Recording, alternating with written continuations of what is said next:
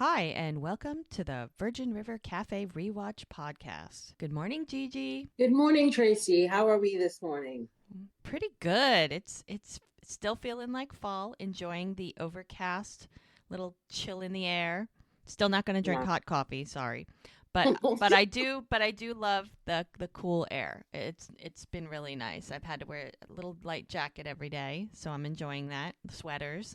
At night though, okay. I'm going to say that it's freezing, but and I realize that when I say 40 degrees, 50 degrees, people are like, I live in 0 and 2 and 7 and 15. Okay, I've been in Southern California for 30 plus years. I have a different, I don't know, what Yeah. do you call it? My bar for cold is a lot higher now. Well, the deal is your body has acclimated itself to California cold, not Yeah. to Delaware Yeah, cold. I grew up in Delaware, 18 years in So Delaware, and it was cold, but there is a big difference in that. Your body has, because I say the same thing yeah. too. When I lived in New York, Yes, different. you it's a very different cold, Yes. and so that's the deal. Yeah, very, very different cold. And I'm it's California cold, and I'm here for Mhm. it because I'm tired of being hot. I mean, it was 95 degrees 2 weeks ago, so whatever. Um, yeah. But it's cool. We're good. We're good. We're enjoying the weather. It's starting. I mean, the holidays are coming, so it's starting to feel like it now, which is really nice. Yep, it's beginning to look a lot like Yes, Christmas. for us, for this time of year, depending on when people are listening. It could be, February. Who knows? But That's true. anyway, so what are you? What's your caffeinated flavor today? I made myself some espresso. Oh, okay. Nothing So special, I'm just I'm plain espresso. just plain espresso, nothing exciting this morning. I have my espresso. I'm looking forward to, and I know they have them in the stores, and I haven't gotten them yet, but I'm a fan of, and we're not being paid for this, but It's okay. um, We have no Trader we have Joe's. no sponsors. We have no commercials. We don't. Exactly. No one pays us for Exactly. anything. It's just free Exactly. advertising at this point in our lives. So, Trader Joe's has I love their eggnog. When the eggnog is in season, I like to mix that with my coffee. Ooh, eggnog Oh, coffee. oh, it is killer, girlfriend. I Let me might have tell you, to. I might have to take a trip and try that and do that it over it ice because yum. it's good over ice. I have to say, I've tried it with the ice, and I've done it hot and cold, and it's very good. And Hmm. you just have to figure out how what the equation is for you, It because use that's it as creamer. I different. mean, it's just like flavored creamer, but Right. tasty. And I don't do creamers. Well, I just don't. I'm not a fan of. But that's besides the point. But let me but tell you, this you do. the eggnog with Mm. the coffee with the espresso, or just with dark roasted coffee. Oh, Okay, I'm gonna it have to is, try that. I'm gonna have to try that. Okay, ladies and gentlemen, that put is just that. so good. I It will is put so that damn on the good. list. Well, it's a list to be on, girlfriend. It's a Okay, list to be thank on. you, thank you for that. I have my because it's seasonal and I love seasonal. Our little one of our Yes, I know local you do. places. I have a cookie butter iced cold brew today. Very nice. So it's Very. just they don't have it for very long, so I'll get it once or twice Mm-hmm. a week. I had my favorite pumpkin iced coffee Yeah. yesterday. Coffee bean and tea leaf makes the absolute best. Tastes like pumpkin pie in a cup. I know you don't like pumpkin pie and all that stuff, And it's all but right. it's To good. each his own. It's so Each his own. yummy, so yummy. So and that Okay, was a little further away. I didn't have a lot of time this morning, so I had to go quick. that's all right. Anyway, At least you got it. You're moving now. You're uh, moving and grooving. we got it. So all right, well, are you ready to get started? I am ready to get started. All right, well, then let's go. Season 3, episode 5, Kindling. Okay, Mm-mm-mm. here we go. This one says Mel is taken aback by Doc's news after they interview a new doctor. To Jack's chagrin, Todd makes a bold request. Lily makes a difficult revelation. You notice they didn't say anything about how we ended the last episode. Hmm. Mm-hmm. Apparently, we're just going to skate over that one. I don't know. I don't know about that. Little skeptical. So as always in Virgin River and during the season, during the commercial break, which was the Yes. last episode to this episode. We're just gonna keep rolling right into what's going on. Literally, in the next time that someone opens their mouth, here we are. We didn't miss a Yep. second. I love that. Yep. We don't skip a beat, girlfriend. Not a beat.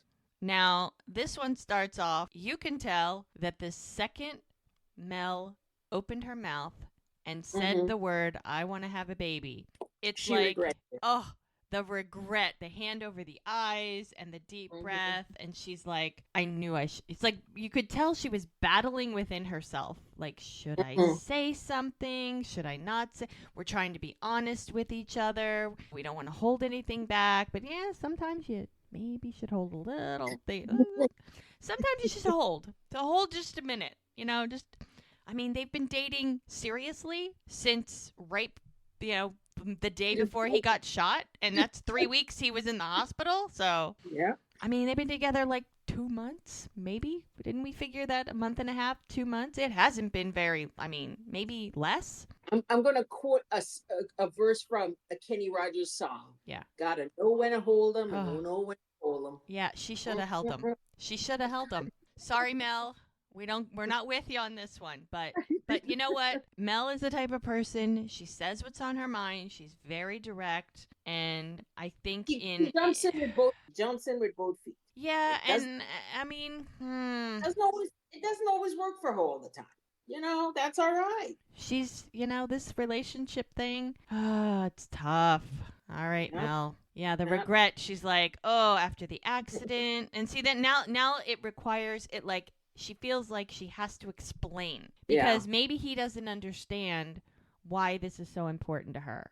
I mean, all Yeah. he in his mind, all he knows is she lost her husband, her baby died. He doesn't know, and also she doesn't even think she can get pregnant. She's said that to him.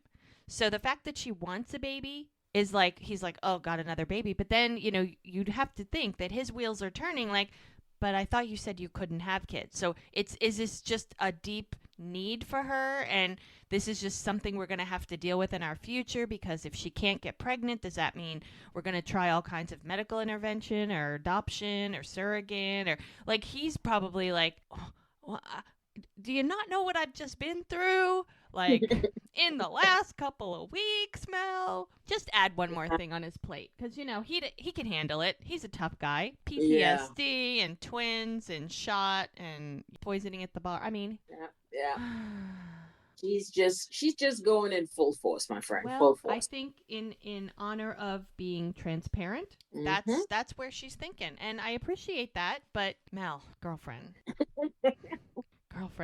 I mean, I'm usually on Mel's side, but this is the time I'm like, Mel, you should have just held on to that, put that in your back pocket just for a Just minute, just for a minute, like give it a minute. But I get it. So she further explains because she feels like she needs to explain that after the accident, when her husband died, she thought that she couldn't get pregnant. And she yeah. just kept telling herself that she didn't need to be a mom, that it just wasn't meant to be. So now, she had lost her baby, he's dead, and she's a widow, and so there's no prospects of men in her life. And she was just, I guess, figuring she was going to move on with her life and never be a mom and never be married and just be a lonely old widow and, for the rest of her life. Right. And then it comes out that every time she sees Lily with Chloe, it just probably tugs at her heart. Yeah. She can't help it. I mean, it's like how many times did they try, her and Mark? Yeah. Exactly.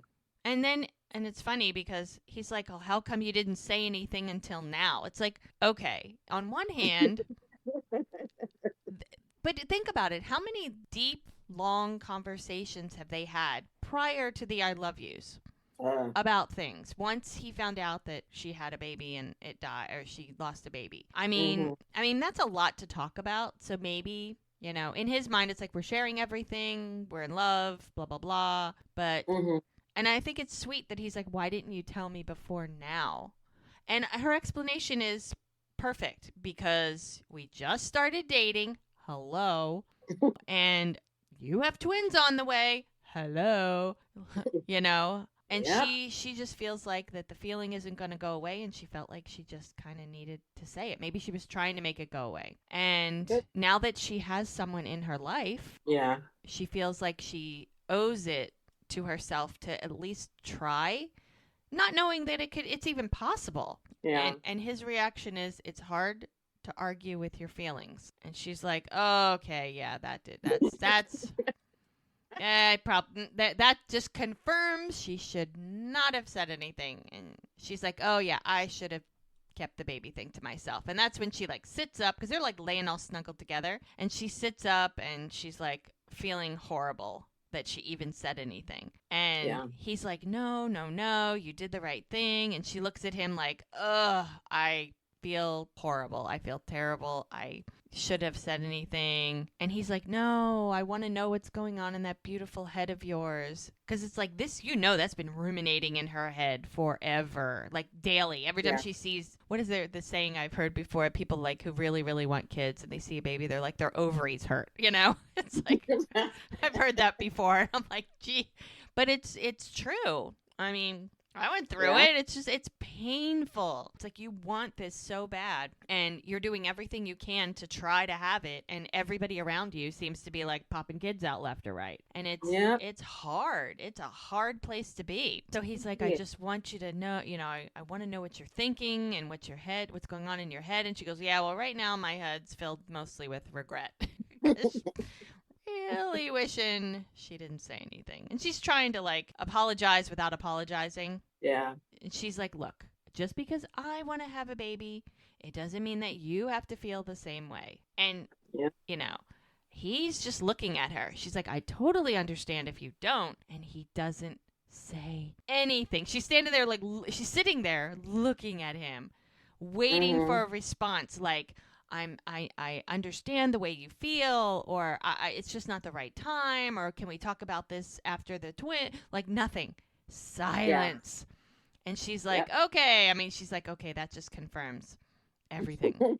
And he's like, like he just doesn't. So then he finally comes out with, I need time to think things through. Like, okay, that was a little delayed. Like if you would have said that, I don't know, 30 seconds ago, it wouldn't have been as bad. But the delay and the stare and the, awkward silence, not a good look for you, buddy.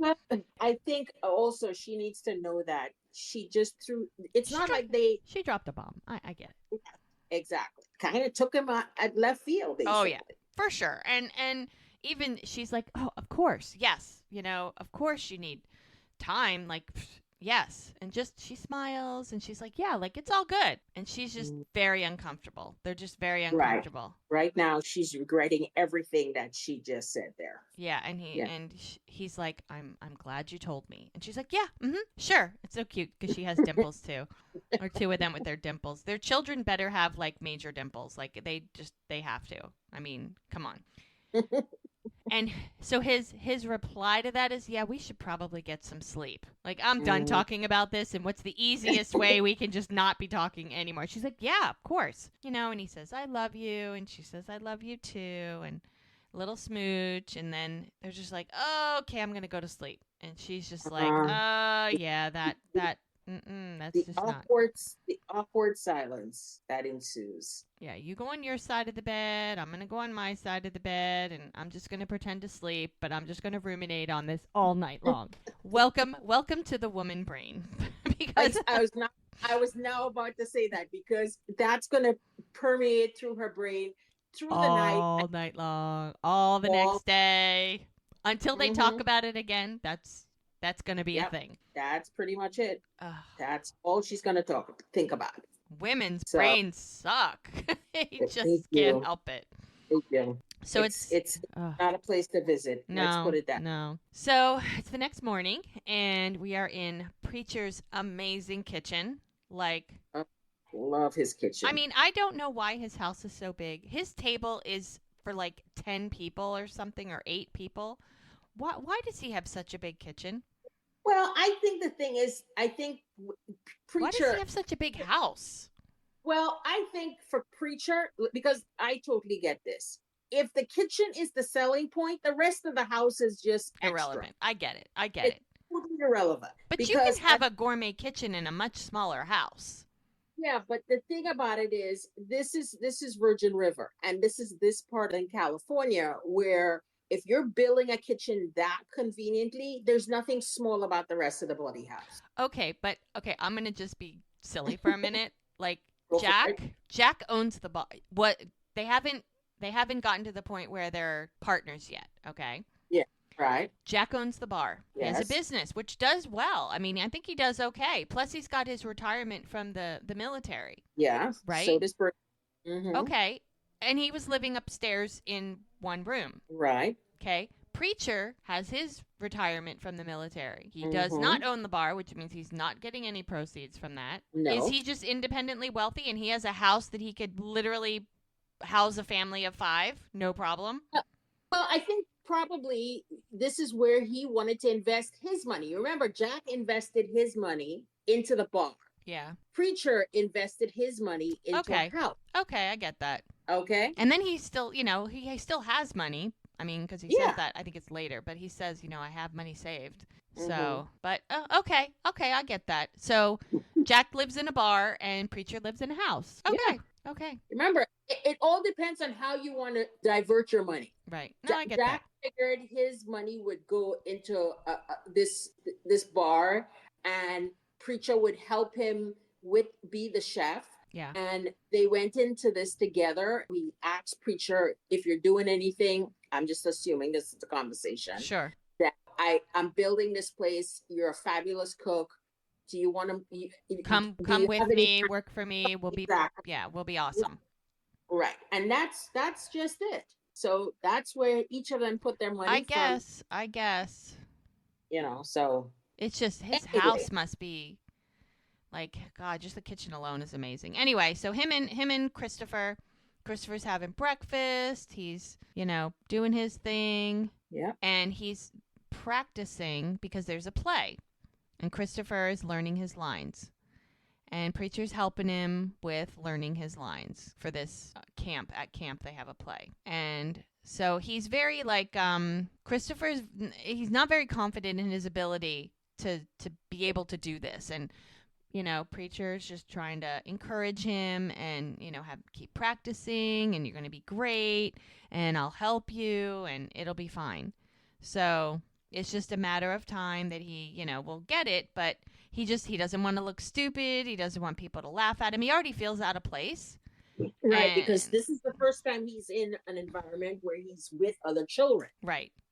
Right. And so Preacher's wondering, like, well, wait a second. If you're worried, our kids, are they giving you a hard time? And he goes, well, yeah. There's this one kid, and he's giving me a hard time, and everybody else seems to be fine, but this one kid. And Preacher's like, is he hurting you? You need to tell a grown-up. And Christopher's like, no, he's just acting like a jerk. So then Preacher's like, okay, well, then you got to stand up for yourself. And he gives him some, fatherly advice. And he's like, well, how do I do that? And he's like, all right, the next time he's being mean, you look at him straight in the eye and say, whatever, man, and then walk away. And Christopher's like, that'll work? He goes, oh, yeah, you betcha. She goes, and then when you get home tonight, I'll help you practice your lines. We'll get them down, Pat, and then you'll be good. And then if you still want to quit, then okay, that's fine. So Christopher's like, whatever, man. So then Connie shows up because, she's like, that's our slow girl. She's like the doting grandma. And so she's like, come on, get your stuff. We got to go. And he's like, thank you for taking him this morning as well. Ever since Lizzie moved out, because remember where Lizzie ended up. She goes, oh, yeah. You've got yourself an extra set of hands. And so he really, really appreciates all the help that she's giving with Christopher. And she says that when it comes to raising kids, she believes that it takes a village. And that's true. You know what? And she's happy to do her share. And so he is just, the two of them, you would have never thought that they would pair up and all of that. This is a duet that no one saw coming. What an odd couple, but you know what? They're such a great team. And they're exactly what Christopher needed, a motherly figure and a fatherly figure, and they just stepped up, and it's just been really, really good for Christopher because, he misses his mom. Yeah, he does miss his mom. So now we're at the clinic, And Mel's just chilling in the kitchen drinking some coffee. Mm-hmm. And Doc walks in and she's like, hey. And he's like, good morning. And he's like, ooh, is that dark roast I smell? And she's like, yeah, I just made a fresh pot. He's like, thanks. You're welcome. Like, Now my question is this. Okay, just inside thing. Does Doc live he had his bag with him. Maybe he had a house call. You know, he starts early. He's older people get up there? Okay. early. And Yes. I think he was on a house call because if he was coming in, I don't think he would have had his bag with him because the All bag's right. already there. I think he was out on a house call. But Oh, remember, him and Hope are together, so maybe he's moved back to the house. oh, that's true. That's Remember, true. they're together now, so my guess is that to be feeling close to her, even though she's not there, Mm-hmm. that he wants to feel close to her by staying at the house. So, one of two things: he had a house call, or he's coming from Hope's house, which was his house, by the way, for Yeah. a long time. Anyway, so Mel wants to know if he has talked to Hope because it's in the morning, and he's like, "No, I spoke to her last night, and power's spotty, and it's not real easy to get in touch with her." But Mel's like, at least you know that she's safe. And he's like, That's yeah, but I true. won't feel better till she's home. That is true. And Mel's like, yeah, I know you miss her. And he's like, oh, I'll just feel a lot better when she gets home, and I'm looking forward to her coming back. And it's so cute. It's like the Grinch movie, where she says, I swear your heart grew 3 sizes since you gave Hope a ring. That's true. And then he's like, oh, okay, great. So now do we get to discuss your love life? And she's like, no, you're right. Let's not get into that. And she walks away. He's like, agreed. So Oh cute. yeah, you're too funny. And so he's like, by the way, I need you to cover for me this afternoon. She's like, oh, isn't that interesting? He goes, no, not particularly. She's like, you need something from me, and I need something from you. And he's like, well, what do you need from me? And she goes, to know where you're interviewing, why you're interviewing people. And he's like, well, technically, you don't really need to know that information to do your job. And she's like, yeah, but if I'm not informed on the inner workings, then how can I be trusted to cover for you? I mean, she's trying to be coy, but she's like, these dude, really? these two make my head hurt sometimes. I know. Because they just play games. They just play games. It's like, I'm going to say something, but I'm not really going to say anything. It's just wild. And he's like, look, I was planning to tell you. This is not me just giving in. She's like, oh, okay. And he's like, I'm interviewing physicians. And she's like, why? He's like, because I think we could use extra help. And she's like, I mean, I don't think you're going to be able to handle another doctor. I mean, you barely tolerate me. And he goes, that's not true. I think we do quite well together. She's like, yeah, only because I'm very accommodating. So true. He goes, that's a misuse of the word very. Um, he doesn't see it from her end. Well, and she has to like remind him. She's like, look, you and I both know that a second doctor that comes in here is going to try and change everything, and you're going to have a fit. And he's like, well, I'll have to adjust. She's like, well, if you decide to hire someone, I don't think you're going to, but you realize it does affect me. And he's like, I understand, and I'm sorry. I didn't realize from the start that, yeah, I should have talked to you about it. And she's like, thank you. He goes, I do have another candidate coming in, and if you would like to, we can do the interview together. And she's like, oh, I would love that. That's great. Thank you. And he's like, oh. So then she gets a phone call, and she's like, gotta go. And he's like, So she heads out to get a phone call, and I think he realizes he did make a mistake about that. And it's Joey. Joey's calling her. So now we're back at the bar, and Jack is doing his thing behind the bar.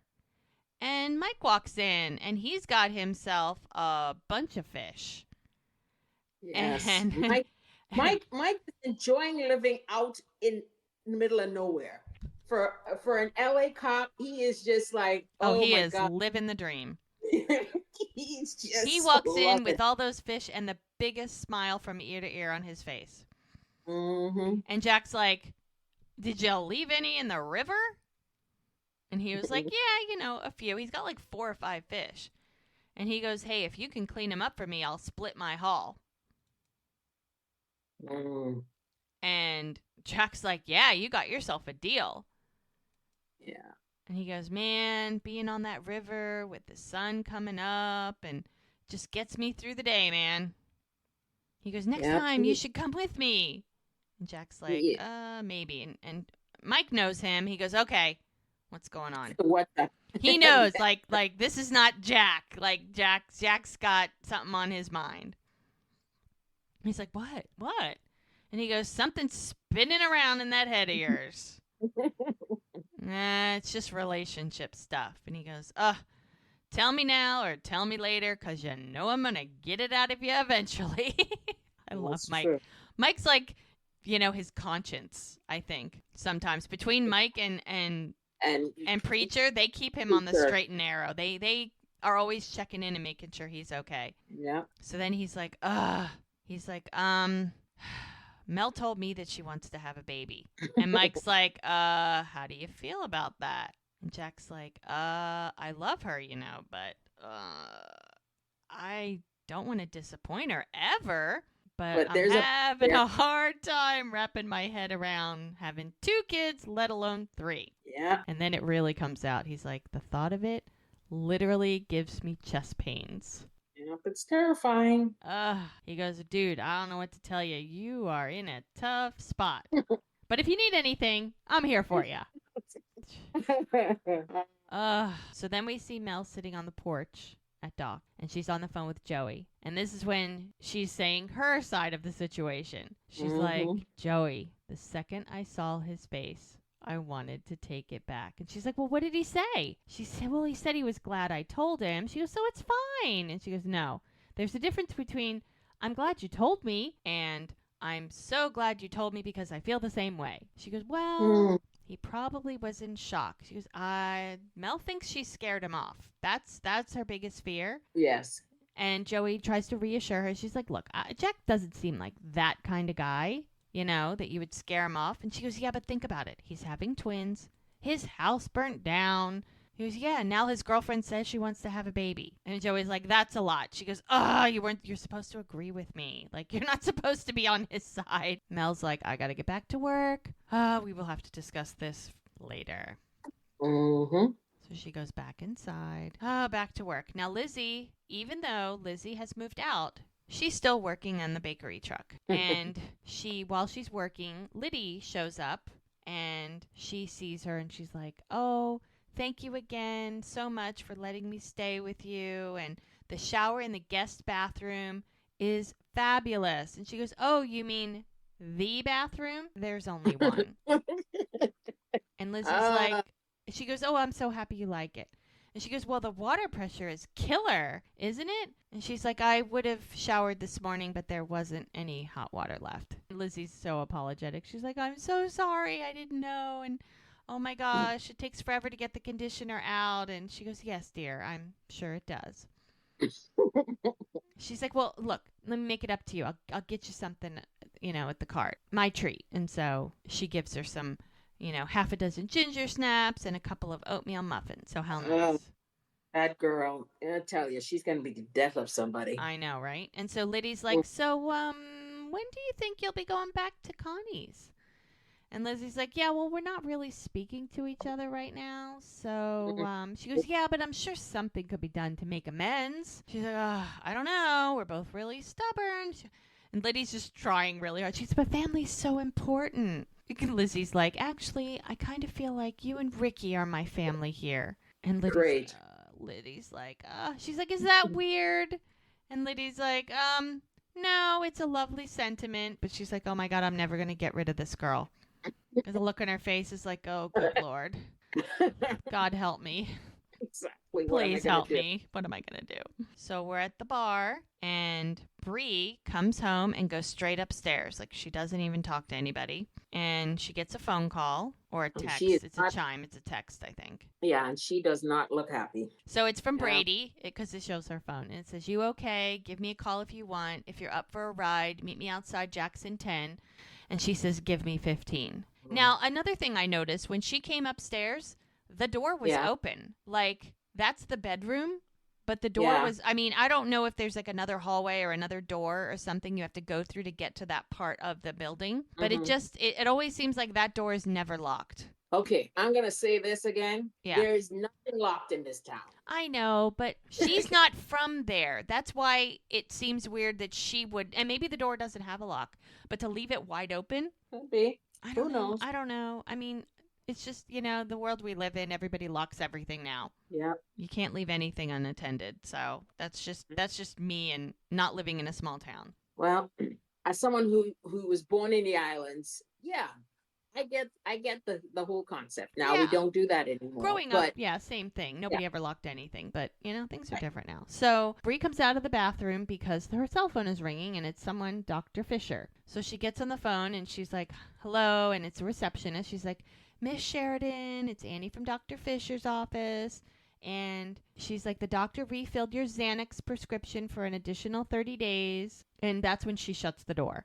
And she's like, "You'll need an appointment if you want anything further." And she goes, "Where Mm. should I call that in?" And she goes, "Oh, the same pharmacy in Eureka is fine." So she looks very, very relieved. And she's like, "It should be ready in the next few hours." And she goes, "Oh, please tell Dr. Fisher thank you." And Mm. so you can tell the stress of whatever's going on with her, Xanax is for that. That's for anxiety. So Jack is out back and he's unloading probably another delivery. He's unloading the truck and Charmaine walks up. Now, do you notice the last couple times we've seen Charmaine ever since she's been with Todd? She Hmm. definitely got an upgrade in her clothes. Oh yeah, girlfriend is rocking the clothes, man. I She's rocking the mean, clothes and the car. the car and yeah, well, that she'll talk about in a second, but the clothes, it's like now it's all about animal prints. I don't know what it is with Todd. He brings out the animal print in her, but every time I've seen her, she's been in some kind of animal print. Yeah, So girl, so rocking the he apron. he sees her. She walks up. She's like, "Hey," she goes, "What's up?" She goes, "Oh, I just came by to let you know that Todd booked a luxury birthing suite for me." He's like, "Oh, great." He goes, "No, it's not Hmm. great. It's incredible. It's a personal chef and a dedicated photographer who's going to do my hair and makeup." And he's like, "Well, as long as the twins are looked after, I really don't care about the rest." And she's like, "Well, Todd cares about me and the twins." Oh Lord. And Jack's like, that's not what I meant. He's like, "Sounds a little over the top, but, if that's what you and Todd want, that's great. I'm cool." She's like, "Look, Jack, I know you have a problem with Todd, but we need to figure out a way that we can work together." And he's like, "I don't have a problem with Todd." She's like, "Oh, okay. Then I'm glad you feel that way because he wants to have lunch with you." And Jack is like, "Dude," like, you can look at his face. Like, "When?" She's like, "Today." And he's like, "I can't today. I have a private party coming in and I got to be here and we have the lumberjack games tomorrow." And she's like, "What? You don't have time to meet him for a drink?" And he goes, "Why?" She goes, "Why doesn't he ask me himself?" He goes, "Well, he's going to call you." Like, she's so nice to give him the heads up. And she's actually Yeah. mad that he's like not jumping at the chance to have a drink with Todd. And As usual, she irritates the crap out of I him. know, I know, I know. And he's like, "Well, I can't today. I mean, sorry." And she's like, "Jack, if you refuse his invitation, he's going to be insulted." And Jack kind of Not laughs and he's like, "I think I can live with that." And What she's, I don't understand is why is it that his time is more valuable than Jack's time? I don't. Because Jack works at a bar, she feels Jack can drop everything and She's just punishing Jack. This is all retaliation for not being in love with her. So she's going to make his life as difficult and complicated as possible. And so this is my theory that it's all part of it. So she's she's like, "You're just going to make things harder in the long run if you don't have this, start mm, hanging out with Todd or whatever." She's like, "But it's totally your call." And he is not trying to make things complicated. The last no, thing he wants is complication because yeah, Lord knows he has enough. he's just trying to live through life. And so she She's not. walks away after she throws her hands up, and he's like, "All right, fine, have him call me." Hmm. And she's like, "Okay, thanks." And he's like, "You got a new car?" And she goes, "Yeah, isn't it cute?" And he's like, "Todd got it for me." And he's Oh, like, nice. "Super cute." I love that. He says super cute. Like so passive aggressive, and I love it for him. Just he's He's just like so, he's so over it. God, He's I just know.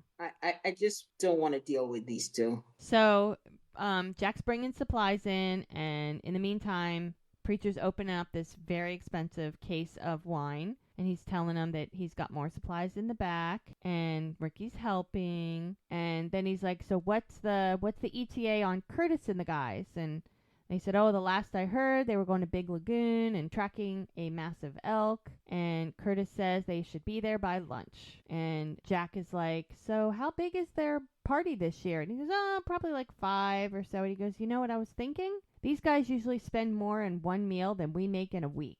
And Pritchard's like, I know, right? Isn't that the truth? And he goes, since you're the one who brought in Curtis's business, it's only fair that you should take 50% of whatever we bring in. And Preacher's like, really? And Jack's like, well, yeah, unless 50%'s not enough. And Preacher's like, no, I mean, I'm just surprised, doesn't that put you in a bind? And Jack's like, no, the bar's been having a solid month. And Preacher's like, yeah, that'd be great. And he goes, and I think we should sit down and talk more about this partnership thing.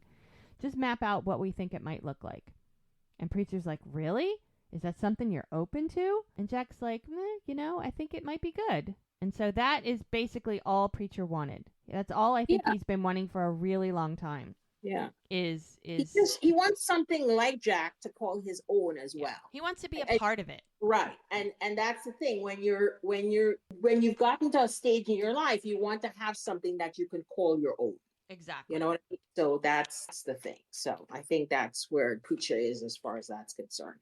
Yeah, exactly. So now we are at Brady's cabin. And he's like, oh, I was not expecting this. And what we see is, first we see a fireplace, and then we see clothes. Clothes. Variety of clothes. Lots of clothes. Pieces of clothes. Pants, socks, all kinds of things. And the two of them are curled up on the couch. They didn't even make it to the bed. Nope. We don't know how they got there, but they got there. Yeah. And she's like, well, what did you expect? And he's like, that you wouldn't return my text. She goes, oh, sorry about the other night. I just had to get out of there. Because remember, That's right. She ran out of there like she could not. Oh, like a house on fire, honey. Yeah, she couldn't get out of there fast enough. That was, yeah. And she never called. She never texted. She didn't explain anything. So he had no idea what was going on. Nope. She just left. And she's like, it had nothing to do with you. And she goes, then I was going to call, and then I felt awkward. And he was like, it's fine. You don't need to explain. It's cool. He's like, I'm just glad that we got together. Mm-hmm. The bad boy and the lawyer. Oh, boy. Talk about He's opposite. Like, can I ask you a question? She's like, I don't picture you in a suit tie kind of thing. He goes, oh, I had a meeting with a loan officer, and it's for my company. And she's like, well, how did it go? It's like, not great. Got a bunch of trees that can't be logged, and I need to make up for the loss. And apparently I don't have the capital to secure a loan. Yeah. It's like, so what are you going to do? It's like, oh, I have no idea. Fentanyl is not something you can put on your loan loan form. Yeah, exactly. Drug business, not really good for collateral. Yeah. And he goes, well, and based on that information, I mean, you seem like a good guy. And she's, well, you're very competent in bed. And he goes, oh, there, competent? He goes, is that your attempt at a compliment? She's like, oh, I'm sorry. How about proficient? Proficient or capable? She goes, and you do have excellent abs. He's like, remind me never to use you as a reference. So funny. The two of them. They have good chemistry, though. They do have very good chemistry. So now we're back at Doc's, and he is sitting there with Mel interviewing a female doctor, which Charlie's not going to like this, but Doc will still be around, hopefully, if they do choose to hire this woman. And so he's kind of asking her the basic question, so what made you choose family medicine? And she's like, well, my mom was a surgeon, and I wanted to follow in her footsteps, but I'm a people person. She's a redhead, too. And I mean, as you both know, when you're a surgeon, your patients are mostly unconscious. And he laughs. And he's like, but I do have to ask you, why leave John Hopkins? Because that's where she works, John Hopkins. He goes, well, I'm tired of assembly line medicine, and I want to create an intimate, holistic experience at an independently owned practice, which is something that both Doc and Mel look at each other and like what she's saying. He's like, solid answer. Nice. And so Doc says, would you like to see the place? And she's like, very much. So he offers for Mel to show Dr. Hansen around. And so they're going to go do a little tour. Mm-hmm. So Doc is maybe feeling a little bit better about someone else coming in. But he looks so, you can look at his face and see uncertainty. He's sort of like, I know I need to do this, but I don't really want to do this. Yeah, 100%. He definitely doesn't want to do it. but it's not what he wants. It's what the town is going What to he has to do. need. Because if he's blind, how the heck is he going to help anybody? I mean, Mel can't do everything. Yep. So now we're back at the bar. And Ricky's serving food. And here comes Liddy. She's like, oh, I brought you a snack. And he's like, oh, thank you. And did you see Lizzie? He's like, I did. We had a nice chat. What did she say? She said she's really enjoying our shower. He goes, sorry, I know it's kind of a lot. She was, look, I'm happy to have her, but only temporary. And he's like, okay, how temporary? He says, I think you and Lizzie should talk, and you have to help her find her way back to Connie. And she's like, look, if you're going to be in an adult relationship, then you have to be able to handle conflict like an adult. Amen, sister. And Amen. she just tells him that and walks away. She's like, so that's a no. So yeah. It's true. And it's true. Because your girl can't be living at your grandmother's permanently. Exactly. You know? So anyway, occasionally we get to see these aerial shots. Like when I think one of the very first scenes of the show, and on occasion you have like an aerial shot straight up looking down on the road where someone is driving and you've got the scenery all around it. Occasionally you get those shots because I remember in the very beginning they showed like Mel's red car just kind of driving through the windy streets. So this is Jack, and he was driving somewhere, and we show him at this beautiful place. I mean, unbelievable. It almost looks like a country club type situation. Yeah. Someplace with like, you could expect them to have a golf course or, you know, something like that. So you see a waiter walking people to their tables, and it's Todd and Jack following behind. And Todd is like, hey, Allison, 2 usuals at my table, please. So you're like, oh, he's one of those guys, you know, with his income properties. Yeah, he annoys me just as much as Charmaine does. Oh my gosh, I cannot stand this man. I'm so sorry. I know, you know, he is just too full of himself. And so it's beautiful. It's on the lake and tables and linen tablecloths. Oh. Yeah, but he's still a pain in you know where. Yeah. I understand that he enjoys his position in the world. Yeah. But trying to show off, you know, he's trying to make Jack feel less like than. Yeah, that doesn't work for me. Right, exactly. Because he could have come at this in such a different way, and Jack would have been like, yeah, let's talk about it. Because Jack's very reasonable. Oh, yeah. But not this man. He is all... It's just, there's all this pomp and circumstances, and this is not who Jack is. No. And that's why I'm annoyed with Charmaine, because she knows Jack in the sense of the way he lives, the way he approaches life. And then she's got this pompous ass idiot. And instead of saying to him, look, Jack doesn't do fancy, but he's more than he's honest, he's more than willing to meet us halfway. She's not going to do that. She's on she's on a revenge tour. Oh, so she's on something. I don't know what it is. No, she's making Jack pay for letting her down and not loving her. And as much as she says she's sorry and all that, she doesn't care. And that's why she's just letting Todd say and do whatever he wants, because she's over it. She's like, fine, you don't want me? Then deal with it. And this is what is left. Because you're right. If she would have not been so mad, they probably would have met with Jack together. This would have been so much easier. Yeah. But she's pissed and she's hurt and she's going to make him pay. And even though she says she's not mad, she's mad because a woman scorned, She would much rather have Jack than Todd. It doesn't matter if he has money. She just wants him, and he's just not into you. I'm sorry, Charmaine. He's just not that into you. So she has to move on, and it's terrible. But the other extreme. Yeah. Oh, yeah. Yeah. She's going full on crazy. So he's like, Todd's like, Charmaine tells me you're an ex-Marine. And Jack's like, there's no ex. And he's like, huh? And he goes, well, in the Marines, there's no X. He goes, like fraternities? I got you. Yes, my bad. And so they talk about this scotch that they're drinking, and he holds it up. The waitress comes up, and she puts 2 glasses of alcohol on the table. And Todd's like, what is it? Lagavulin? Lagavulin. Mm-hmm. So Todd's like, thanks. And he's like, Lagavulin, Distiller's Edition. And Jack's like, oh. He's like, this scotch is actually finished in cherry casks. And what I find interesting, he's talking to a man who owns a bar. I know. And that's why Jack's like, yeah, I'm aware. But I think he assumes because it's this He special just type of. thinks that he's a dumb Yeah, Marine, that he doesn't know yeah, anything. that's right.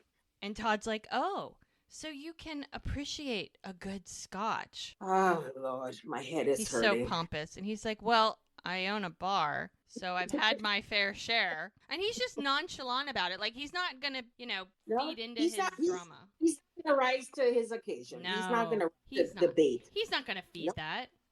nope. He is just gonna let that one slide. And he goes, well, collecting rare scotches is actually a hobby of mine. Oh, again, my head hurts. I know. And he's like, in fact, I just bought an 1824 M Series single malt Macallan. Now, I know for a fact that Macallan is it can be very expensive. Oh, Just it because is. every show I've ever seen, they always talk about Macallan and how expensive it is. Yeah. Another show, I think it was like, they talked about one and it was like $1,000 a bottle or Oh, yeah. something like that. It's. I have an ex client who is a Scotch and whiskey connoisseur. Oh yeah. Just say Expensive. it'll pay my rent and more. Yeah, I know. So Todd thinks he's, he's like, and guess what I paid for it? And Jack's like, $4,000. Like he doesn't miss a beat. He doesn't even blink. He just smiles at him just like that, like rolled right off his tongue. And Todd's like, good guess. And he goes, well, it's not a guess. And Todd's like, I'm impressed. And so they do a toast. And Jack's like, to, and Todd's like, to you, becoming a father twice. And so they toast. It's like, okay. All right. Now, where's this going to go? Todd's like, so I know Charmaine pushed you to come. And Jack's like, look, it's important that we get along. And Todd's like, actually, and he picks up his chair and he moves it closer to him. It's like, ugh. He goes, there's something I wanted to offer you, face to face. Oh. And he's like, all right. And he's like, I want you to understand. I love Charmaine, and I would do anything to make her happy. Okay, how long have they known each other? A month? They were engaged after 3 weeks? Okay, so notice the pattern here.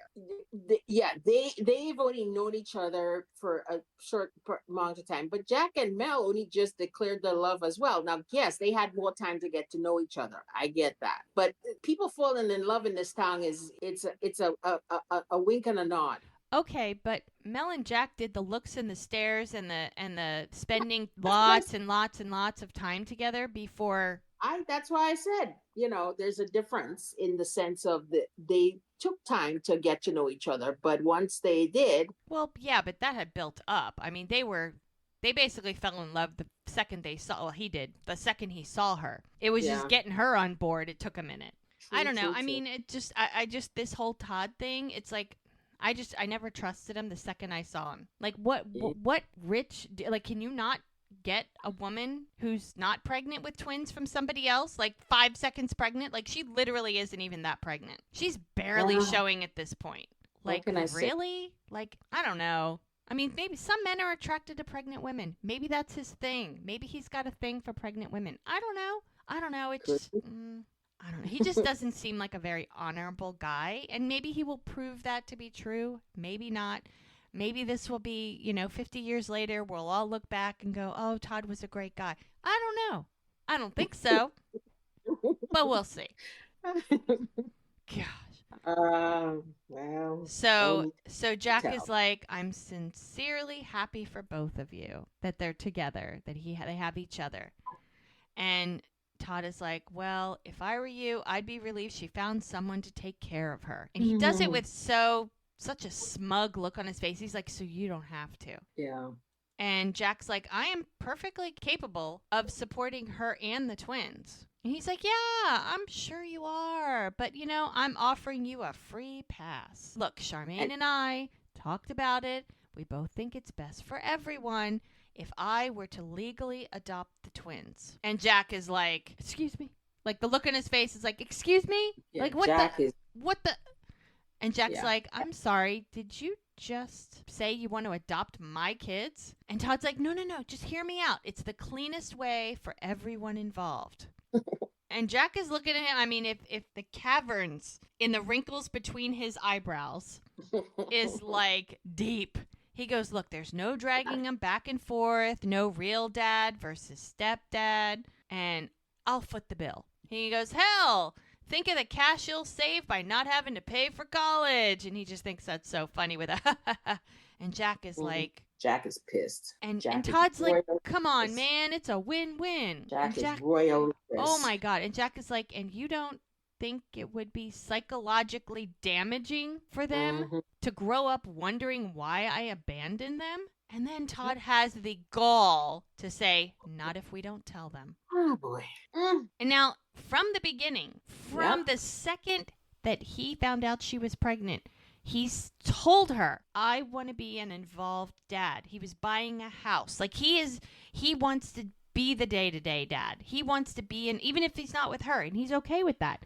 He was going to be there doing the job of dad. Like, this was going to mean so much. As scared as he was and as overwhelming as it is, he was ready 100%. And for this guy to have the balls to say stuff like this, woo. But also, this is where Charmaine pisses me off. Because she is doing the cowardly thing by letting him speak for her when she should have come to Jack herself.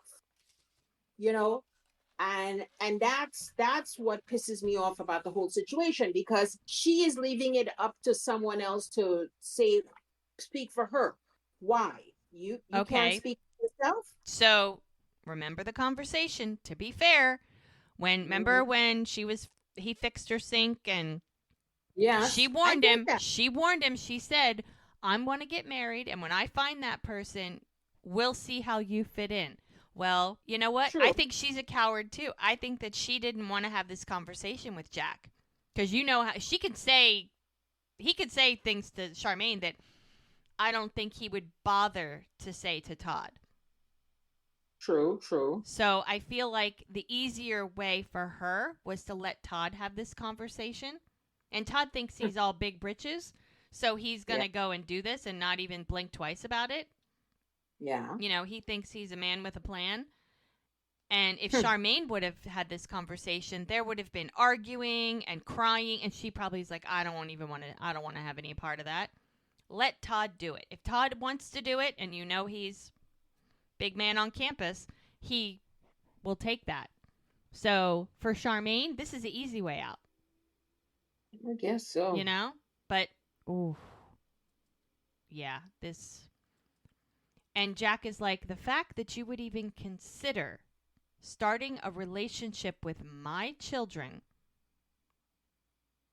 by lying to them? Yep. And he's like, and don't think for 1 second that I would ever give them up. And then he stands up, he opens his wallet, he throws money on the table, and he goes, here's a little extra cash because they're not for sale. and Todd grabs the cash really quick because he doesn't want anybody to see what's going on. He's looking around. Oh my gosh, Todd, what were you thinking? There are some men who would be like, oh, cool, peace out, and be done with it. Yeah. But not Jack. Jack wanted to be a dad as soon as he found out. Whether he planned it or not, it didn't matter. He was in. He's in. So, scenery shot, down looking at the Virgin River and the green in the mountains and everything. And we're back at the clinic, and Mel is walking the doctor that they interviewed out. And she's like, thank you so much for coming in today. She's like, it was my pleasure. I look forward to hearing from you. You see Doc in the background. And he just kind of gives a nod and a smile. But you can tell he is not. This is breaking his heart. This is killing him. Yeah. And so she's like, so what do you think of Dr. Hansen? And he's like, I liked her. She's like, yeah. Even her holistic approach. And he's like, yeah, I think she'll be an excellent doctor for Virgin River. And she's like, great. I completely agree. Well, if you decide to hire her, maybe we should bring her in gradually and 2 to 3 times a week. And he's like, no, I don't think that'll be necessary. She's like, Mel's like, I think it would make a transition, a little easier. And Doc's like, look, I can't do this anymore. She's like, what? I don't understand. And he's like, look, please, no more questions. She's like, Doc, what is going on? And Doc finally, God, he's been holding this for so long. He's like, I'm retiring. And she's like, what? And then Bert walks in, interrupting their conversation. And he Every looks. time they have a serious conversation in this clinic, somebody walks in on Well, the that's what middle of happens. That's what happens. Country living. And it. Bert, he's so cute. He the door's still open. He's like, should I come back later? Because he looks at the both of them and they're clearly deep in a conversation. Yes, they are. And they're like, no, Bert, it's fine. Come on in. And Doc says to him, follow me. And Bert says to Mel, is everything okay around here? And she's like, oh, yep, business as usual. So he just dropped that bomb on Mel. Now, she's got to sit with that for a minute until later. Definitely does. So now we're at the bakery truck, and Lizzie's working, and Ricky shows up, and she's like, hey, are you here to pick up the pies that Preacher ordered? And he's like, yeah. And he goes, and I also need to talk to you. And he's like, but if you're busy, I can come back later. And she's like, no, there's no one else here but you and me. I mean, she always acts like he's so stupid, which I don't like. She's very condescending, and I don't like that. But hopefully she'll get over it. And he's like, actually, I wanted to talk to you about something, but I didn't want to say anything around Liddy. And Ricky's like, okay, what is it? And she's like, well, you go first. So now he's got to break the news. So he's like, look, I've been talking to my grandma, and she goes, just say it, weirdo. She thinks that you and Connie need to work things out. She's like, what? She doesn't want me to stay?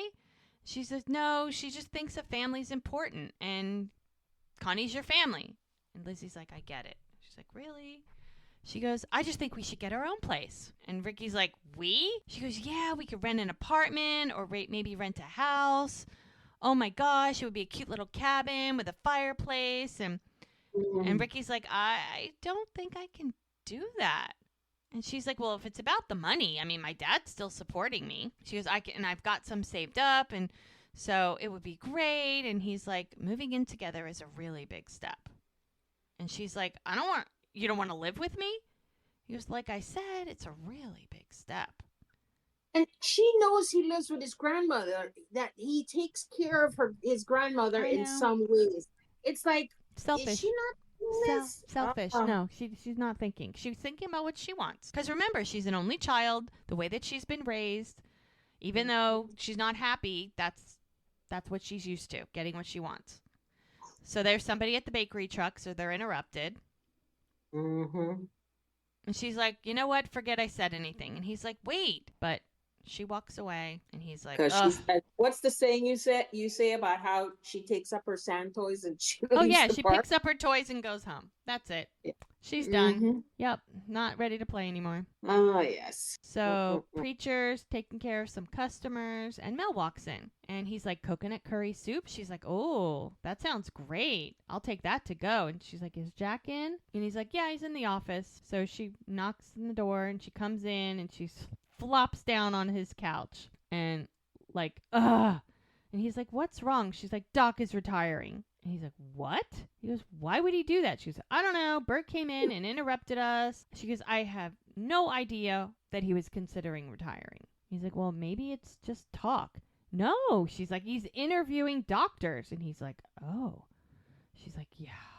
He goes, well, then I guess he's serious. She's like, it's the fact that he's retiring that isn't the issue. It's the fact that him and I have gotten close. She's like, and we talk about things, and I'm disappointed that he just doesn't feel like he can talk to me. And Jack is like, trying to take Doc's side and trying to talk through this with her. He's like, look, we both know Doc is a very private person, and maybe it has nothing to do with you. And Mel's like, just kind of sad, because she's like, oh, I can't even believe this. I'm finally settled in a job I love with people I'm happy with.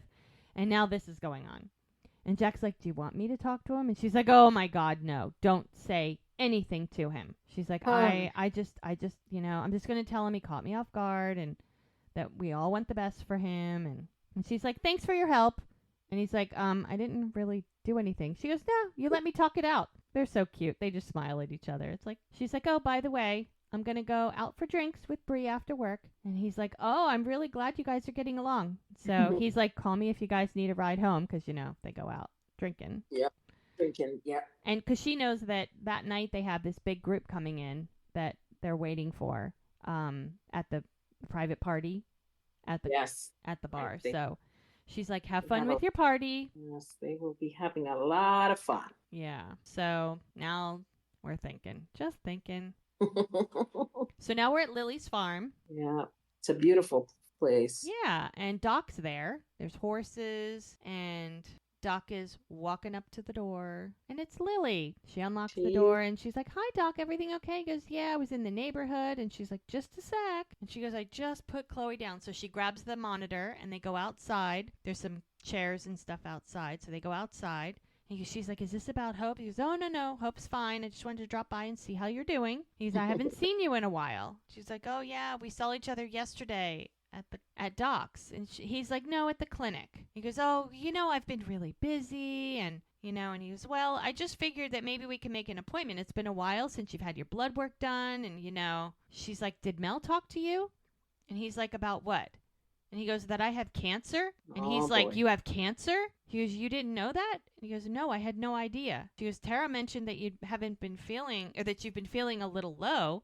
And he's like, tell me, what's the diagnosis? And she has to I think she figured, because everybody else gossips, that Mel would too. But every time, it's so funny how every time people think Mel's going to tell, she never does. Same with Charmaine, and now this. She never will. If she's evolved, if you say don't tell, she won't tell. But also you have to remember the difference in where Mel comes from than where they are. Sure. Because Mel lived in the city, and everything there, you have to keep things confidential because you can get sued.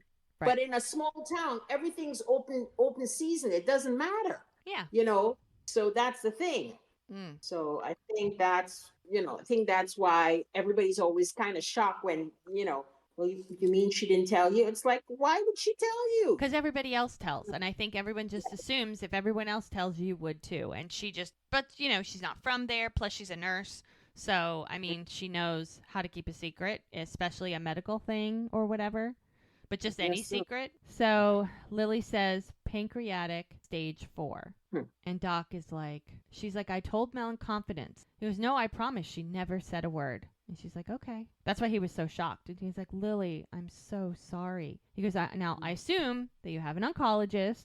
She's like, yes, over in Grace Valley. And who is it? And if you're not happy, I have a MD at the Anderson Center. She's like, actually, I'm choosing palliative care. She's like, I don't want people I love to have to watch me suffer.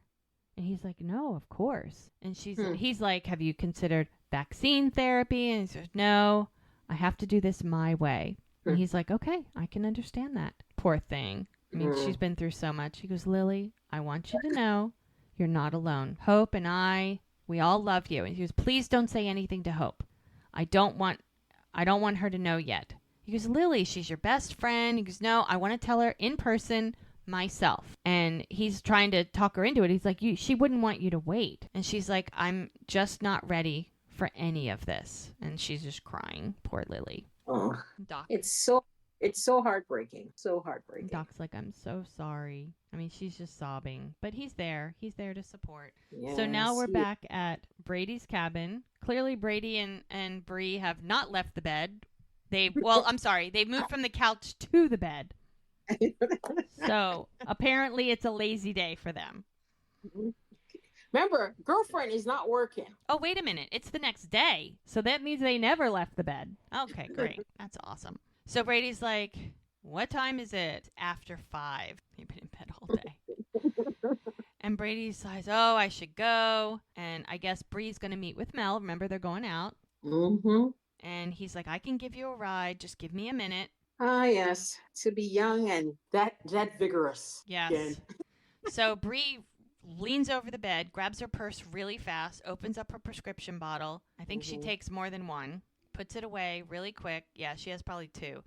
And takes some medicine, which is probably her Xanax. Yep. And look at this man's body. Oh my God, the bodies in this show. I know. It's just like scenery outside. It's perfectimo. It's funny you should say that because there was an interview on Alex Breckenridge and Zibby Allen's podcast. They were just recently interviewing a character who hasn't joined the show yet. Uh-huh. And he was talking about that, how the men, he goes, I have to up my game. He goes, sometimes I feel like I have to do push-ups and everything like that, because he goes, the men on this show, he goes, it's ridiculous. He goes, look at this. He goes, like, I don't know if it's competition or what, but he goes, it's ridiculous. And it's funny because both Alex and Zibby were like, it is ridiculous, and that's Hollywood. That's the way the industry is. But the two of them, they're like, yeah, they're over it. Like they're like, yeah, let's go have some pizza.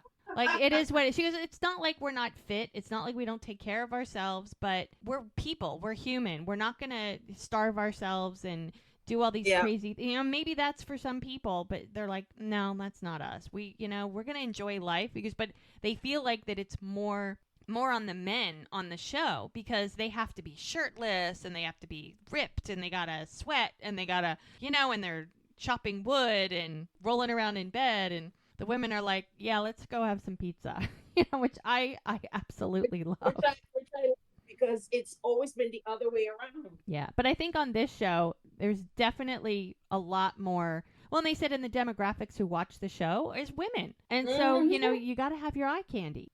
It's honey, and I am enjoying this candy. And we're here for it. We are here Let for me it. tell you something.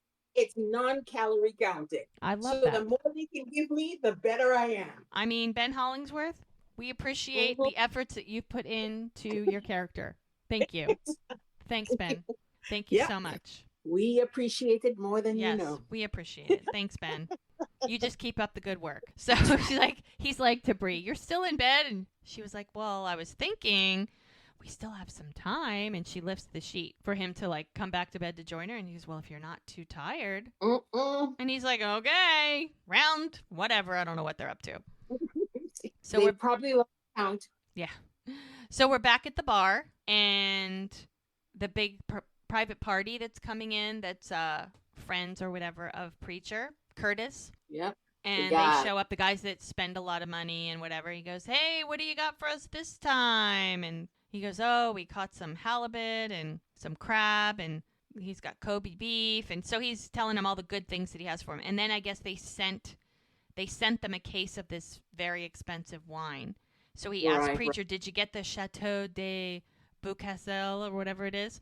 And he's like, oh, yeah, I got a whole case in the back. And the guys are like... These are big spenders. Well, it seems like they ordered this special wine, and so he wanted to make sure that he had it. So he verified that it's there, which is, these are yes, they are definitely big spenders. And then he's like, okay, we're going to be here all night. Like the guys are, there's like 5 or 6 of them. And these are definitely big spenders. Oh, yeah. And he goes, all right, listen, fellas, let me get you started with some drinks, and we'll go from there. And so the guys are like, yeah, like they're ready. They've been hunting all day and whatever, so they are ready to eat. And they know that Preacher is an excellent cook. Right. So they're looking forward to good food and good wine. Now, remember, it's about 5 o'clock, because remember, Brady said it's about 5 o'clock. Mm-hmm. And Preacher was supposed to go home and help Christopher run his lines for the play. And these guys, I believe, when they said earlier they were supposed to be there around noon, so they're late. So that's going to mess up Preacher's plans with Christopher. So he has to call Christopher. So the phone rings, and Connie answers it. And every time the phone rings, she gets nervous. Yeah. So, do they have a ring That's code? A landline. Yeah, that's a landline. Okay. He's calling the home phone, because otherwise she would have reached in her pocket and got her cell phone. Right. And he's like, hey, Connie. He goes, can I talk to Christopher? And she's like, okay. And so she hands the phone to Christopher. And he's like, hey, buddy. He goes, Preach, I worked on my lines in the car all the way back from camp. And he goes, that's awesome. He goes, when are you coming home? And he goes, well, it's going to be a late one. So Connie's going to have to put you to bed. And he goes, but you said we were going to practice tonight. And he goes, I know. I'm really sorry, but I got this important table, and they came in late. And then Christopher gets pissed. He's like, you lied. Mm-hmm. And the Preacher's like, Christopher, I didn't lie. He goes, sometimes things happen that are out of our control. And Christopher's like, not saying a word. And he's like, Christopher, he's like, what? He goes, I'd be there if I could. And he just hangs up on him. And Connie is trying to console him. So now Connie's stuck there because she thought she'd be off the hook. Yeah. Well, Connie at this point doesn't, Connie. She's got nobody to take care of but him. It's fine. Exactly. Even Lizzie can be on her own. Right. So she just wants to help. So it Right. doesn't matter how it takes Yeah. him to get home. Especially right now because he's upset. Mm-hmm. So she'll be there. He'll be okay. So we're back at Lily's, and Doc is getting ready to leave, and Lily's like, please promise me that you won't tell Hope. And he goes, well, if that's what you want, I'll respect your wishes. And she's like, thank you. He goes, but with a terminal illness, she goes, I think you need to consider both sides. And she's like, what do you mean? He's like, well, look at it this way. You'll be giving the people you love time if you tell them. Time to process your illness, to express their feelings, to say goodbye. Yeah. He goes, there's no regrets after you leave. And she's like, oh my gosh, because Tara just pulled up. And she's like, hey, Doc. And he's like, hey, Tara. Okay, just a pause in a second. Mm-hmm. You notice the author or whoever is the person who's doing the casting love redheads. There's a lot of this family. I mean, Lily has red hair, Tara has red hair, and the baby has red hair, and then of course Mel. I know I think, and then the doctor who applied for the job she had red hair. I know, and it's funny because there's a lot of other shows that Robin Carr wrote books for that they turned into shows, like Sullivan's Crossing. The lead actress on that one is a redhead, and there's another show that I watch, Sweet Magnolias. She's a red. So I don't know what it is with like the past few years. There've been a lot of lead characters that are redheads. And I love the redheads. My mom had red hair, so I mean, I always said, it wasn't natural, but I love the redheads. Don't get me wrong. It's just that I find it's unusual. It's unusual. It's different. I think it's great. Yeah. Yeah, but I noticed that a lot and even like some of the books that I've been reading, randomly, just these, her and her auburn hair, and it's like, another redhead? Wow. So I think the redheads are making a comeback. I say more power to them. Go for it. It's different. Yeah.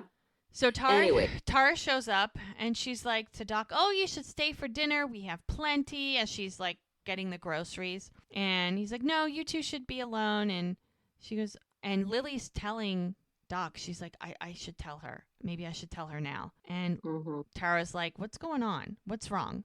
And Lily's like, deep breath. She goes, Tara.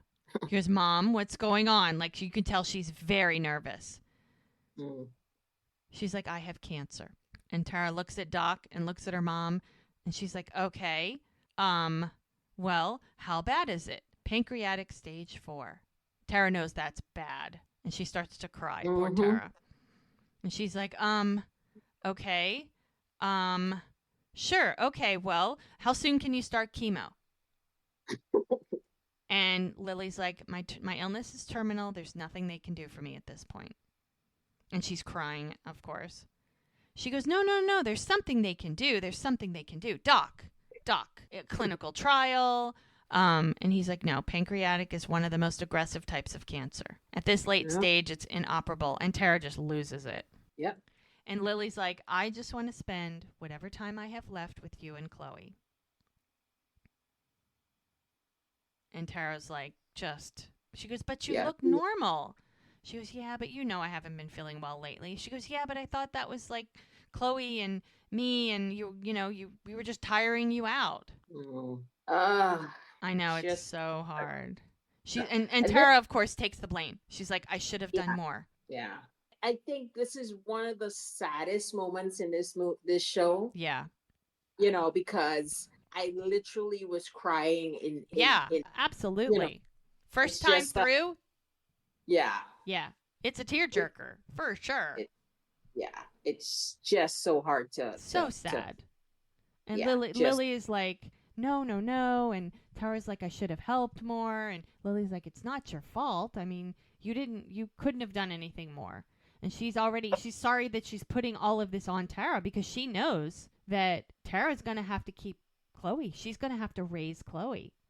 Right now she was there to help until her mom could take care of Chloe by herself. But now the realization is going to hit her that her mom's going to be gone and she's going to have to raise Chloe herself. Yeah. And so Tara's like, I'm sorry this is happening to you. She's like, whatever you need, I'll take care of it. It's just so heartbreaking. Just so flippin' heartbreaking. Well, and Lily is just, it's almost like she's she's even more sad because she keeps putting things on to Tara. She's like, I don't want you to have to keep changing your life for me Yeah. because this is going to even be more, and Tara's like, I don't care about me. She goes, I'm worried about you. Yeah. Because she loves her so much. Yeah. And she's like, I love you too, and I'm so sorry. Like, she's sorry that she has to do this to her. Right. So Parenting, a tough gig. Tough gig. yeah, it's sad. So it's at night. So Doc's back at the bar, and his cell phone rings, and it's Julia,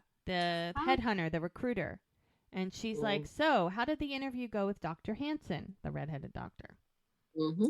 And he goes, oh, it was very well. Thank you.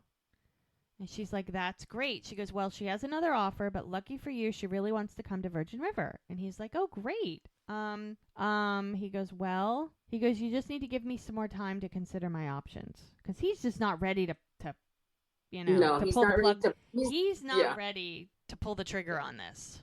Nope, he is definitely not ready. And Julia informs him that, unfortunately, you have to decide by tomorrow, which is not enough time. He needs more than that, I guarantee. He goes, she's like, or you're going to lose her. And he goes, no, I can't make a decision that quickly. She's like, I'm sorry, Vernon, but in this case, it requires a quick turnaround. So they hang up, and he's just like, oh my gosh, how am I going to make this decision? Because he's just not ready. So we're inside the bar. It looks like it might even be closed, and it's just these guys with their private party. Because I don't think there's very many other people there. Yeah, it looks like the bar's closed, yeah. And Jack is like, they're eating food faster than you can make it. and he's like, yeah, and drinking like fish. Luckily, we got another case of that special wine that they had ordered in the back. Because I think he ordered 2 bottles just in case. He goes, yeah, and they don't seem to care. So what are you going to do with your share? And he's like, I don't know. And he goes, well, I think I might be taking Christopher to Disneyland or something. He's been having a tough time, and he could use some, good news.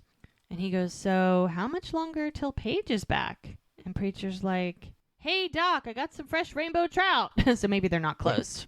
I just think it's just not very many people in there. Yeah, I don't think, maybe they're not closed. Maybe it's just slow. So Doc sits down at the bar, and Jack goes to pour him something, and he's like, for someone on the brink of retirement, you don't look too happy. Oh, that was the mistake. And Doc is like, what was that? And he goes, I heard you're retiring. And Doc's like, yeah, where'd you hear that? Mel, I see. Well, for your information, and he gets stern. He's like, that piece of news, that was given to her in confidence. He goes, hey, don't blame Mel. She was hurt, and she wanted, to talk about it. And he's like, I don't care. My business is my private matter. She has no right to discuss this with anyone outside of my office. And he gets pissed. And he goes, hey, Doc, be reasonable. I'm sure it wasn't her intention. She felt sucker punched. He goes, oh, well, I didn't come here for a lecture. And he goes, so just let Preacher know, cancel my order. Brother. And then Mel walks in, and he looks at her like he is pissed. She goes, what's wrong? And he goes, I don't know. Why don't you ask your boyfriend? And she's like, whoa, what happened? And he's like, can you come to the office? Like, we're not going to have this discussion. So she follows him into the office. And he's like, I told him you're upset he sprung his retirement on you. And she's like, oh, God, Jack, I told you not to say anything. He goes, I know, but you see, this is what I don't understand. There are things that he keeps, and then there are things he doesn't keep. Okay, but remember, if someone tells Mel, don't say anything, she doesn't say anything. Doc did not tell her, don't say anything. But yes, they got interrupted. She told him not, because when he said, I can talk to Doc. She told Jack not to say anything, but Doc didn't tell her not to say anything. Because if she, and I mean, that's fair, because if he didn't say anything and she told Jack, even if she didn't tell him, he shouldn't have said anything, obviously. But it wasn't explicitly stated. So, and Jack's in defense. He's like, I know, but I protect the people I love. I'm sorry. Yeah. And she's just looking at him with a big smile because he's just so darn cute. And she's like, you're making it really hard for me to stay mad at you right now. Yeah. And he's like, then don't be. She's like, And he smiles with his dimples. It's like, you can't be mad at him. She goes, fine, just don't say anything else to him. He's like, okay. I won't. He goes, Ah, but just so you know, in the future, if anybody ever hurts you in any way, I'm not going to keep my mouth shut. She's like, Jack. He goes, I'm sorry. That's who I am. They're so funny. She's like, yes, I know that. And as I have said on numerous occasions, I am a woman who can fight her own battles. And he's like, yeah, I know. He's like, okay. He goes, yeah, this is going to be interesting, isn't it? She's like, yeah. And they're laughing. And then they hear the guys laughing from the dining room. She's like, well, lucky for you, I don't have time to go back and forth on this right now because I got to go get with Bree. He goes, all right. He goes, I think she's upstairs. And then as they're leaving the office and he kind of whispers in her ear, he goes, by the way, you look really beautiful. And she's like, thank you. It's like, okay, yeah, she can't be mad at him anymore. And then Jack peeks into the kitchen and yells to Preacher, hey, cancel Doc's fish. And he's like, copy that. And he goes, those guys are still eating? He goes, yeah, Curtis and the guys want sandwiches for later. Throw one on for you? He goes, oh, yeah, that sounds really good. So he's seasoning up some meat. Should have washed his hands first. Just saying. Details. Mm-hmm. And just as he's seasoning this meat and he looks like out the door, like toward the door of the kitchen, he sort of gets a flashback. Mm-hmm. And he remembers himself walking through the kitchen, picking up a big knife, heading to the door from the kitchen out into the bar. And he remembers seeing someone in a hoodie, the back of them. You're right. And just as he's thinking that, one of the waitresses comes in with some dishes and she smiles at him and walks by. So it was like a flash. Like he's, okay, the memory might start to come back. It's starting to come back. Coming back piece at a time. Right. So Mel is standing at the doorway to the bedroom that Bree's staying in upstairs of the bar, knocking on the door. And she's looking at her watch and she's like, oh my gosh, where is she? She goes, hey, Bree. She's knocking on the door. It's Mel. And she's like ready to walk away. And then the door opens really quick. And it's Bree, who looks a little disheveled. Now, granted, she has spent the afternoon rolling around in bed with Brady. Just saying. That could be a reason. We don't know. But what do we know? What do we know? She's just a little disheveled. So she's like very drowsy. And she's like, oh, hi, sorry. She goes, I must have fallen asleep. Because clearly you didn't get any sleep. The last day and a half. She's a little tired. It's okay. She's a little tired. And so she's like, oh, come on in. And she's like, yeah, no problem. And then Mel's looking around and she sees an empty wine glass on the counter. Just, taking a mental note. And Bree looks at her and she goes, aw. And Mel's like, what? And she's like, oh, nothing. I just haven't seen a waterfall braid since Mandy. And Mel is like, who's Mandy? And Bree says, Jack's ex-wife. And then she looks away and she looks back at Mel and the look on her face. Huh? And Bree's like, oh, you didn't know about her. And Mel's like, no. No, I didn't. And that's when Bree is like, oh my God, I'm so sorry. Jack is going to kill me when he finds out that I told you. Mm-hmm. Oh my Pretty God. much. She's like, no, it's okay. I won't say anything. Again, keeping it to herself. Yeah. Seems to be the thing with these people. And Bree is just not herself. She's like, oh, yeah, that'd be great. Just don't say anything. Like she's putting her shoes on and she's like kind of like groaning and she's a little unsteady. And Mel's like, are you okay? And she's like, oh, yeah. Uh-huh. She goes, we don't have to go out. She goes, no, I'm fine. I mean, she doesn't look right. And even Mel looks at her. She goes, okay, but you look a little pale. Are you sure you're okay? She goes, oh, yeah, I'm ready. She's like, okay. She goes, oh, nope, I forgot my purse. She goes back in to get it. She leans over to get it, and then she collapses. Mm-hmm. So, of course, Mel, the nurse, goes into, nurse mode, and she's like, Bree. And she checks her, but she's passed out. Like, she's out. Purse is spilled all over the floor, and she's passed out. Yeah. So, Mel grabs her phone, and that's the end. Yeah. And it's not like you can call 911. No, she's probably going to call Jack. Yeah. Or Doc, somebody. Because there's not a 911 situation happening there. Yeah. And that's the end. Yeah. That's the end of the episode. So now, is she so tired that She just couldn't stand up anymore? Did she take too many Xanax? Mm-hmm. Lots of things. There's a Kindling. lot of what. Yeah, Yeah, a lot of what. So, they call it well, folks, kindling, so I don't know why they call it kindling. You know, mm, there's a lot of like sparks happening. You know, these things are simmering. Some fire's going to yeah, be starting. you have the situation with There's a lot. the young, yeah, the younger folks. Yep. Then you have the whole thing with Lily. Then you have the whole thing going on with Doc, Mm-hmm. um, and Yep. retirement, Yep. and You have and Mel and Jack and the whole baby situation. right. There's So a you there's got, a lot of things brewing that could turn yeah, into a bad. lot of little, yeah, a lot of little intimate things that are starting. They haven't gotten to the boiling point yet, but the fire has been lit, as they said, or Oh the yeah. kindling.